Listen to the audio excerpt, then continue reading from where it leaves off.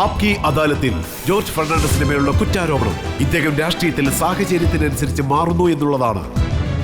George sir, താങ്കൾക്ക് ഞാനൊരു പഴയ കാര്യം ഓർമ്മപ്പെടുത്താം. ഡോക്ടർ റാം മനോഹർ ലോഹിയ, അദ്ദേഹം കാരണമാണ് താങ്കൾ രാഷ്ട്രീയത്തിലേക്ക് വന്നത്.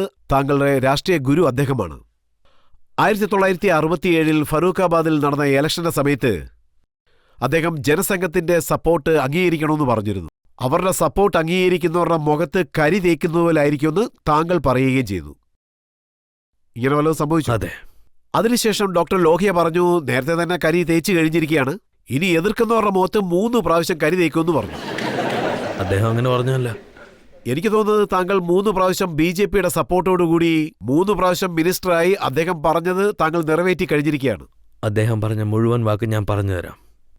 ജോർജിന് തീർച്ചയായിട്ടും അത് മനസ്സിലായിരിക്കണം, ഇത് ഞാൻ എൻ്റെ കൈയും കൊണ്ടെഴുതിയ ലെറ്ററാണെന്ന്.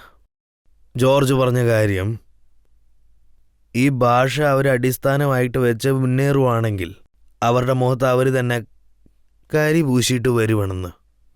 ഈ പോരാട്ടവും തുടരുമെന്നാ പറഞ്ഞു വന്നേ. ഞാൻ ജോർജ് ഫെർണാണ്ടസിൻ്റെ അടുത്ത് പറയുന്ന കാര്യം എന്താണെന്ന് വെച്ചാൽ, എൻ്റെ മുഖത്ത് കരി പൂശാൻ നോക്കുന്നതിന് മുമ്പ് അദ്ദേഹത്തിൻ്റെ മുഖത്ത് തന്നെ 2 പ്രാവശ്യം കരി പൂശും.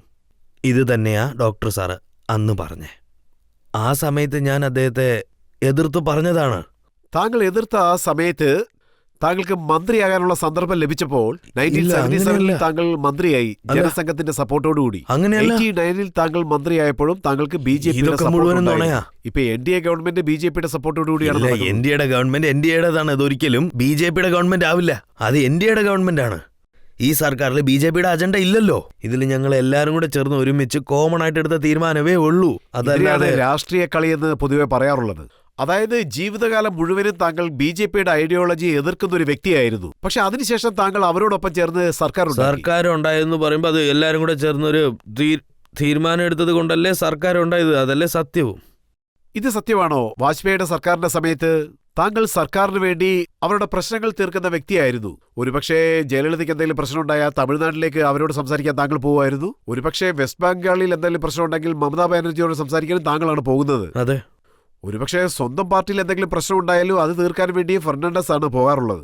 അതെ, അത് സത്യമാണ്. അതായത് ജനങ്ങൾ വിചാരിച്ച അദ്ദേഹം പിന്നെ ഒരു ഗ്രൂപ്പിലുള്ള ആളല്ലെന്ന്. ഇയാള് ഏതാണോ സത്യം, ആ സത്യം മാത്രമേ അയാള് സംസാരിക്കുള്ളെന്ന് അങ്ങനെ വിചാരിക്കുമ്പോൾ അത് നല്ല കാര്യമല്ലേ. പക്ഷേ കുറ്റാരോപണം എന്താണെന്ന് വെച്ചാൽ, ആ വ്യക്തി തന്റെ പവർ ഉപയോഗിച്ച് NDA രണ്ടാക്കാൻ ശ്രമിച്ചു. കരുണാനിധി NDAയിൽ ഉള്ള സമയത്ത് അദ്ദേഹത്തെ പുറത്താക്കാൻ താങ്കൾ ശ്രമിച്ചു.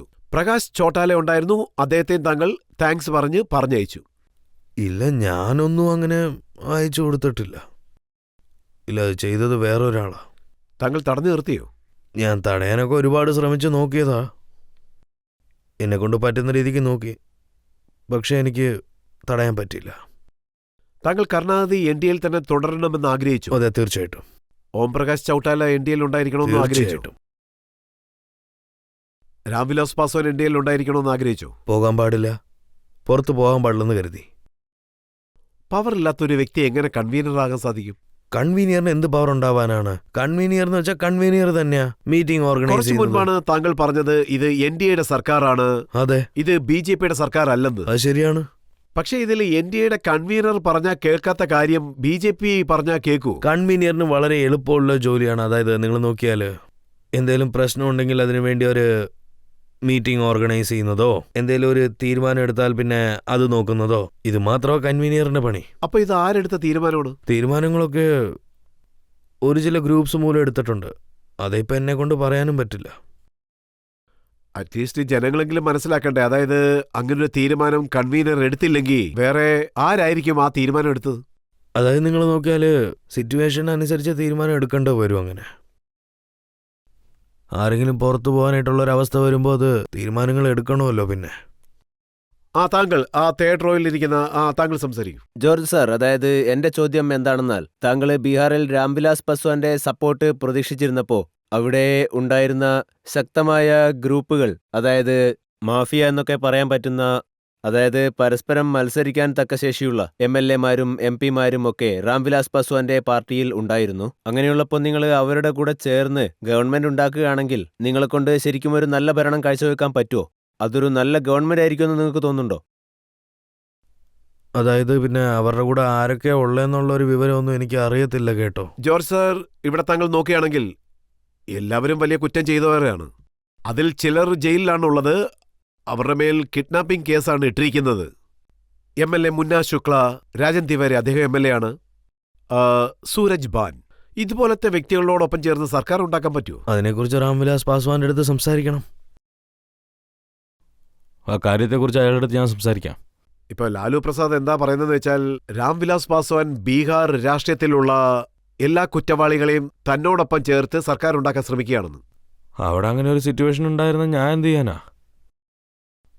ഇപ്പം നിങ്ങൾ നോക്കുവാണെങ്കിൽ അവിടുത്തെ ഭരണരീതി മാറാണ്ട് അവിടെ യാതൊരുവിധ മാറ്റവും ഇല്ല. പക്ഷെ ഒരു സർക്കാരിനെ മാറ്റാൻ വേണ്ടി കുറ്റവാളികളോടൊപ്പം ചേരുന്നത് ശരിയാണ്. ഇല്ല, ഇപ്പം ഇവിടെ നമ്മൾ സംസാരിച്ച കാര്യം എനിക്ക് വളരെ പുതുമയായിട്ടാണ് തോന്നി. ഞാനതൊന്ന് സംസാരിച്ച് നോക്കാം.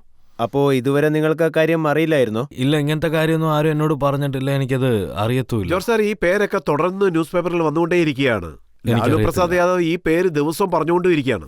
ഞാൻ ലാലു യാദവ് എഴുതുന്ന ഒന്നും തന്നെ പഠിക്കത്തില്ല.